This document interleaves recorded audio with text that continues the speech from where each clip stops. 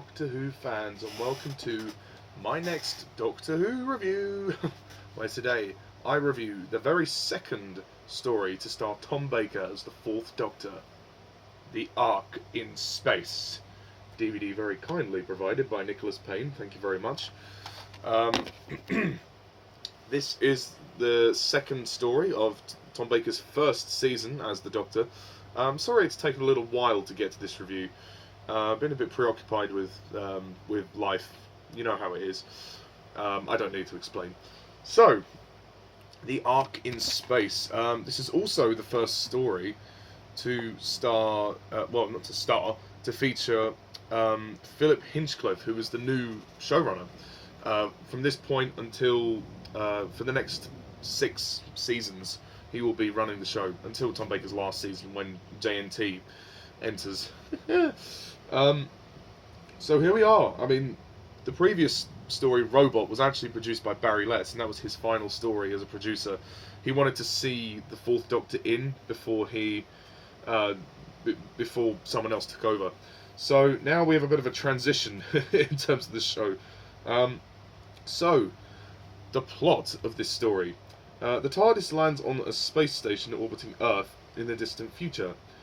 It's seemingly deserted, but the Doctor, Sarah and Harry soon discover that they are not alone. Thousands of humans are in cryogenic sleep, and while they've slept, their ark has been invaded. A parasitic insect race, the Wern, have taken control and threaten the very future of mankind. Ooh. So, The Ark in Space. Very good story. I really enjoyed this one. I won't say that it's perfect, but I really did enjoy this one. I thought it was actually a bit better than the previous one, Robot. I think what's impressive about this is the budget. They've actually made the effects and the prosthetics anyway. The practical effects are incredible in this story, and the set of the space station is tremendous. It gives the illusion that it's on a bigger budget than it is. It's impressively designed. I think the spectacle of this story is amazing. The design is amazing. It looks like it could have been released in a cinema. That's the way I look at this story anyway. The story itself is fun. There isn't too much to it. It takes itself a bit more seriously than Robot. It's a bit more intense. I really like the Wern. I think when the Commander Noah takes the parasite on his hand and it starts infecting him, like there's a very famous image on the front of this DVD. You can see him here. He's been infected by the Wern, and he becomes this giant green thing, which manifests into a huge monster. And then there's also these things as well, which are trying to attack people as well. So I think they look really creepy and very disgusting. I really like them very much. I think they're really cool. We have a great cast in this story. Obviously, we have the main players, such as Tom Baker as the Doctor. Once again, you can't really fault Tom Baker. He's great. I think he's a bit funnier in the previous story, but I like him here. He has some moments where he did make me chuckle. And he does that big smile, and he opens his eyes very wide. That's quite amusing. But obviously we've still got way more of him to see. But I think for his second performance, he's still settling into the role. But I like him very much here. Elizabeth Sladen as Sarah Jane, again, she's brilliant. There's that funny moment in the tunnel where she's crawling through the vent, and the Doctor is like saying, "Oh, you stupid woman! Oh, I don't know why I rely on you. I mean, you're useless, And he's degrading her. Like she's like, "Oh, I can't do it. I can't get through." And he's trying to piss her off, so that she will come after him, because he knows that she will get annoyed by that. And he does it to motivate her. He does it to encourage her. But he does it in an interesting way, shall we say? So there's some good banter between them. So yeah, Elizabeth Sladen, very good. Harry Sullivan, played by Ian Marter. He's very good. I think he's good in this story. I still think there's more of him yet to see, but he's pretty good in this story for what he has. and I think there's not much of a dynamic between the three of them at the moment. That's sort of, I'm sure, will come into play in the future stories. But for what he's got here, he's pretty good.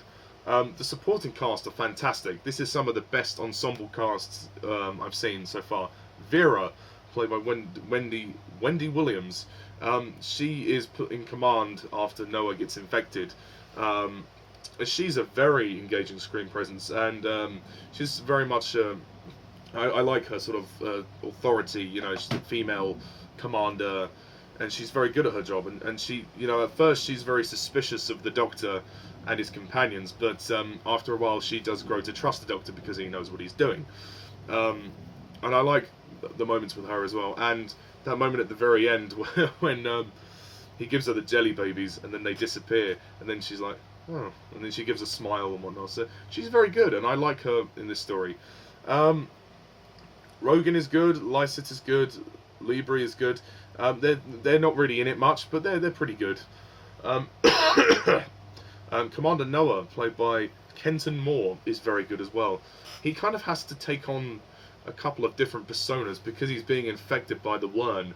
He's kind of playing almost a psychotic. Really, it's interesting, his performance, and I think he does a good job, and he helps make the earlier moments that much more intense. And I think the story is very intense. I like the tension and the spectacle throughout, and I love as I've said, I love the worm. The voices of the worm, Stuart Fell and Nick Hobbs, they do provide some very scary voices. There's also this other thing called Nerva, and that's a voice, and that was done very well by Peter Tuddenham. Yeah, and I think the direction by, who directed this? New director Rodney Bennett. Yeah, Rodney Bennett. He does direct this story very well. He keeps it pretty tight and brisk. Well, I say that, but my one sort of major criticism of this story is the first part of the story is very slow.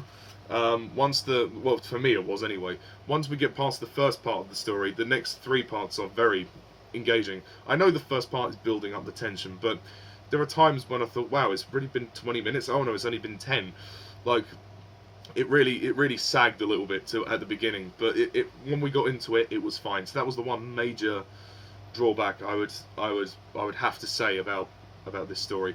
As well, adding to the design, the costumes are really good. Like the white outfits with the color lines on the shoulder pads and the side, they're very good. So I think they've made this story look aesthetically as brilliant as it can, especially on a tight budget. And it is the 76th story. It is only 4 parts long, so it's fairly brisk, bar the first part.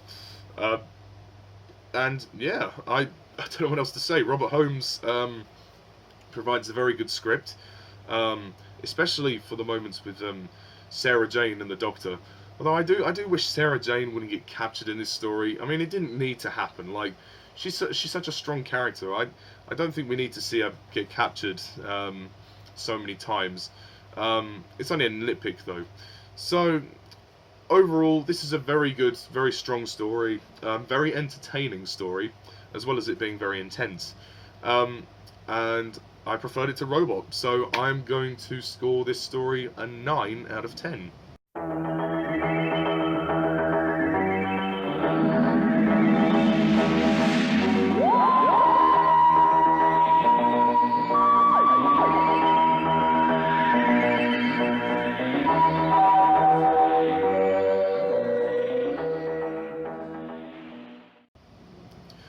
Yes, a 9 out of 10.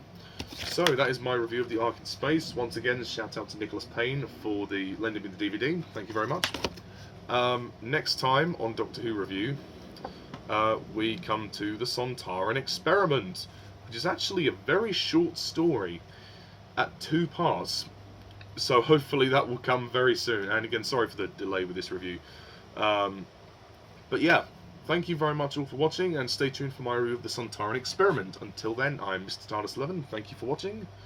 See ya.